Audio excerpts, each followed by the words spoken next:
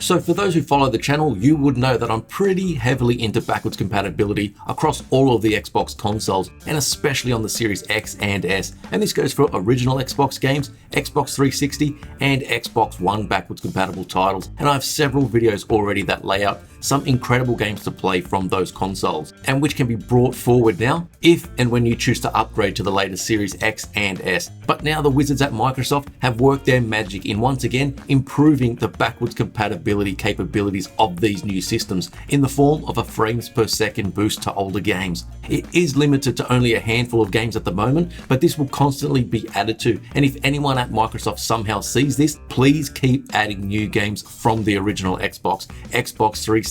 and Xbox One for us to play on our new consoles. Now, all of the footage that you're going to see in this video is captured by myself, so I have played all of these games firsthand. But with that, please like the video, subscribe, comment, and share it around, and join the Discord for more in-depth discussion about Xbox and all things gaming. So let's see which games have been given the frames per second boost. Let's go. So first at number 5, we have Super Lucky's Tale, the platformer aimed at a younger demographic, but in which many gamers can enjoy if they like platformers. For me personally, I tend to steer clear of these sorts of games, or if I do play them, it's only in very short bursts before I move on to something else. The last platformer I visited before this was Blink's The Time Sweeper on the original Xbox via backwards compatibility, and yeah, I thought the same thing. This already had a 4K 60 enhancement on the Xbox One X, a much better resolution and frame rate over the 1080p 30 of the Xbox One S. But the latest enhancement makes Super Lucky's Tale the only game on this list that receives the 120 frames per second treatment. So for those on the Series X, you get 4K at 120, and for the Series S owners,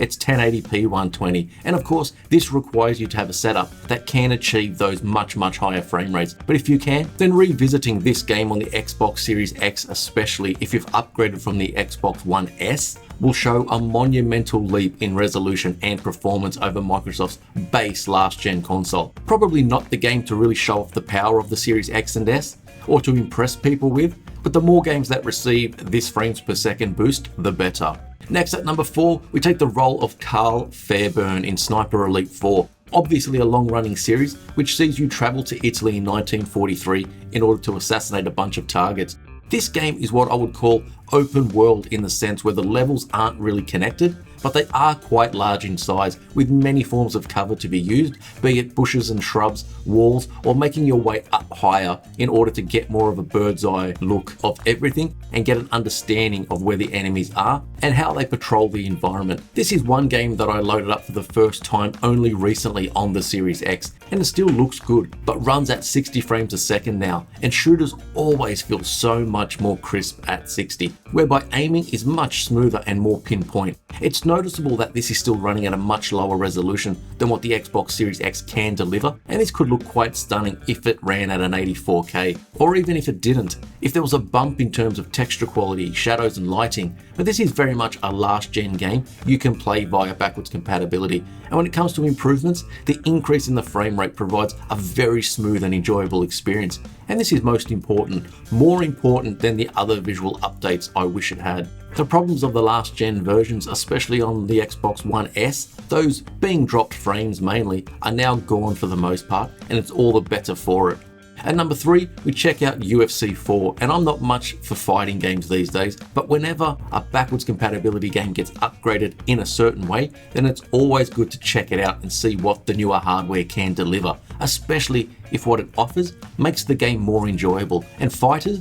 just like shooters, gain immensely from an increased frame rate. And I'll quickly mention that the improvements that Microsoft has made in terms of latency input with controllers also makes a substantial difference here as well. But when we talk about last gen, 900p 30 on the Xbox One S, while the Xbox One X received a performance and quality modes, which ran at 1080p 60 and 800p 30 respectively. So once again, if you've upgraded to the Series X, for example, from the Xbox One S, then the improvements that you are receiving are quite huge. And for anybody playing this on the Series X, you can play it in that 1800p mode, but now you will receive the 60 frames a second as well. So there is no compromising on either graphics or performance when it comes to that version. For Xbox Series S owners, you do retain that 900p resolution of the One S version, which does look a little blurry and lacking in detail compared to many other games these days, but you do get that 60 frames boost, which is huge and just doubles performance from what we saw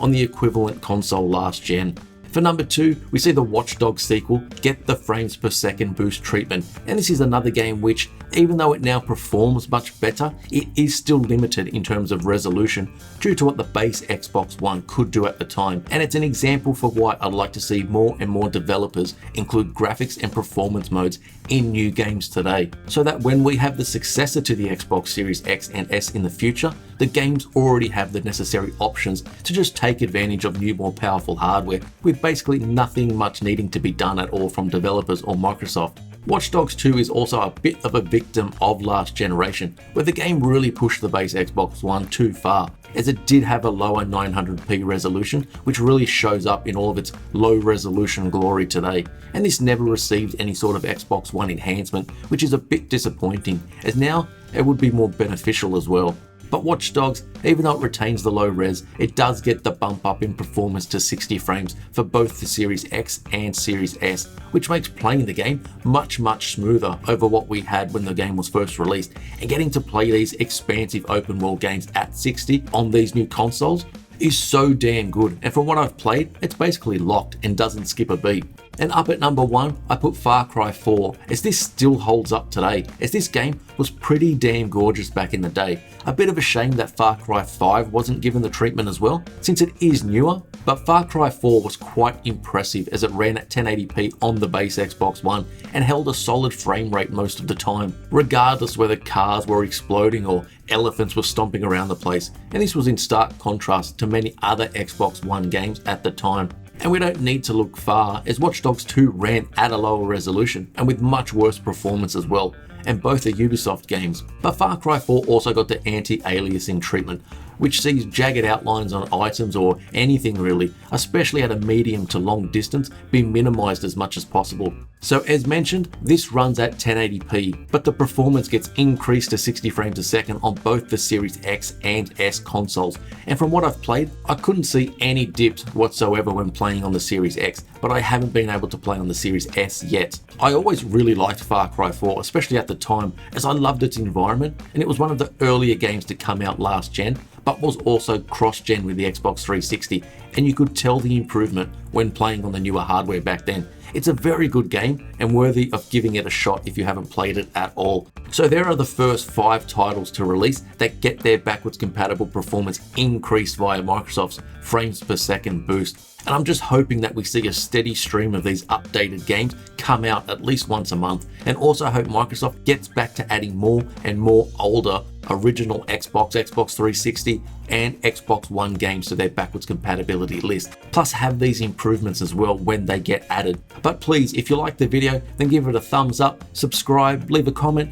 and share it wherever you can, as I'll be visiting more and more of these games as they get released. Click down below for a link to the Discord server if you're interested in discussing more about Xbox and games in general. But until next time, I'll see you on the next video.